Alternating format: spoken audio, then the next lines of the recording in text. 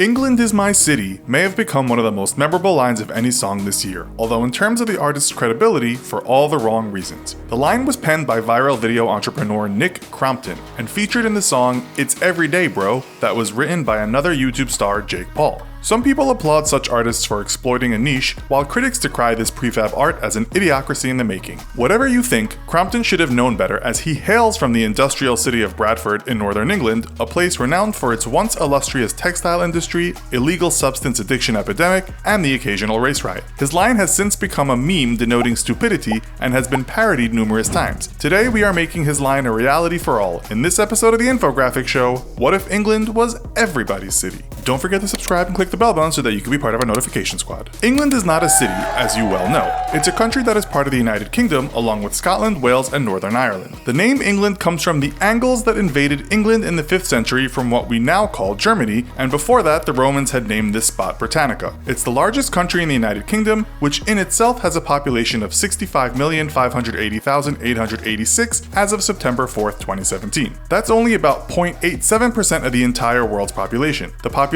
of just England is said to be around 84% of the UK, which makes it almost exactly 55 million. If England was a city like Crompton tells us it is, it would be a large one, home to more people than the world's most populated city of Tokyo, Japan. Tokyo's metropolitan area has somewhere between 38 and 39 million people living in it. Would all the world's 7.5 billion people fit into our city of England? The total land area of England is 49,944 square miles, and it also has a water area of 594 square miles. From top to bottom, it's not very long at all, with a distance of about 346 miles from the border with Scotland in the north to the coast of Portsmouth in the south. At its widest point, it's only about 181 miles. If you want to imagine what England might look like, look no further than the hit series Game of Thrones. Author of the books George R.R. Martin has never denied that he loosely based the story on ancient Britain, with his 7 kingdoms being something like the main regions of England. Those are the Northeast, Northwest, Yorkshire and the Humber, East Midlands, West Midlands, East London, Southeast and Southwest. The Northerners in the series even have Yorkshire accents and seem like a simple group of tough folks protecting the people from the wild and monstrous things over the wall. The Romans even built their own giant wall in northern England, called Hadrian's Wall, which was built as much as a border that could be controlled as it was to keep out marauding tribes. So in our city of England, you can imagine you come from one of these Game of Thrones type areas. By the way, our geographical genius Nick Crompton would be from Winterfell. It's only fitting that he actually looks and sounds just like Samuel Tarly. But could we all fit in England? The answer seems to be yes, but it wouldn't be very comfortable. According to National Geographic, when the world's population was just over 7 billion, if we all stood shoulder to shoulder, we could fit snugly within 500 square miles of Los Angeles. According to another story on the same subject in Gizmodo, if we took the world's population, 50.5% of whom live in cities and 49.5% in rural areas, and used the most densely populated places in the world of Singapore, Mumbai, Manila, Tokyo, Kowloon, Hong Kong, as how we might live packed together, we could fit every single person in the world in the area of Palestine. Palestine has a smaller area than England at 2,400 square miles. As it stands, most people in England live in cities such as London, Manchester, Newcastle, Liverpool, Sheffield, Leeds, and Birmingham. Industrial England is quite densely populated, but the good news is most of the country has a very low population density compared to those places. We do indeed have a home. So here we all are in our city of England. It's hard to say how we would survive or if we would survive, but as this show is obviously not attempting to suggest it could ever happen, we will look at present-day England to see how we might all live. Most of us adults would be in work, as England right now has a low unemployment rate of around 4.7%. We would, however, be suffering from relatively low wages compared to the cost of living. When looking at statistics for average wages and so forth, the only available ones are for the entire UK, so we'll have to use that for our England facts. The average gross income for full-time employees in our crammed city would be $35,739 US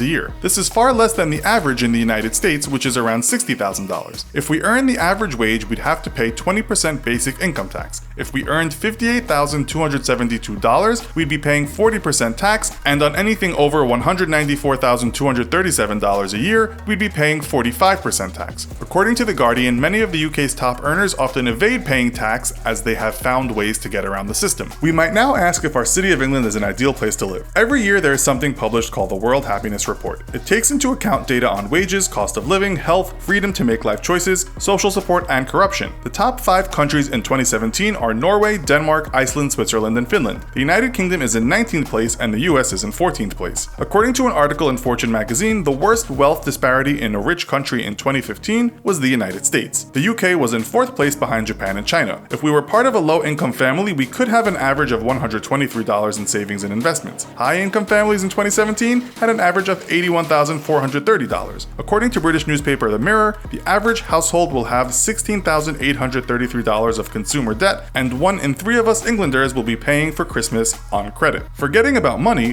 what would we be doing in England the city? Well, according to recent statistics, about 50% of adult men would be married, as would 47.6% of women. According to the Office for National Statistics, about 34% of us over the age of 16 would be single. According to the same office, women on average in our city would be having 1.83 children and on average waiting until they were 30.2 years old before they had their first child. What else would we be doing? England is certainly not noted for its good weather, and so a lot of people spend much of their lives indoors. According to recent studies, 3/4 of children in the UK spend less time outdoors than the UK's prison inmates. This is not only due to the inclement weather, but also because young folks these days spend so much time online. Sport is still popular, with the most popular being soccer, or football to the rest of the world, followed by tennis, rugby, cricket, and golf in no particular order. The most popular activity, though, is watching television. In our country, we'd be expected to watch around 216 minutes a day if we wanted to be average, which is high on a global scale, but not as high as the 274 minutes of TV US citizens watch on average every day. Some things have changed though, and that is how the average English bloke and blokess spends time down at the local pub. In 2009, it was reported that the average Brit would spend just over an entire year on average of his or her life in the pub. This has now been overtaken by how much time the average Brit spends updating and browsing social media, which is said to be around 3 years and 10 days in one lifetime on average. It should come as no surprise then that the inspiration behind our show is a social media content creator with a following the size of a country. We'll end the show there on this changing of habits. How would you feel about living in England, the city? Do you think you are similar in some ways to the average English person? Let us know in the comments. Also, be sure to check out our other video called New York City versus London. Thanks for watching, and as always, don't forget to like, share, and subscribe. See you next time!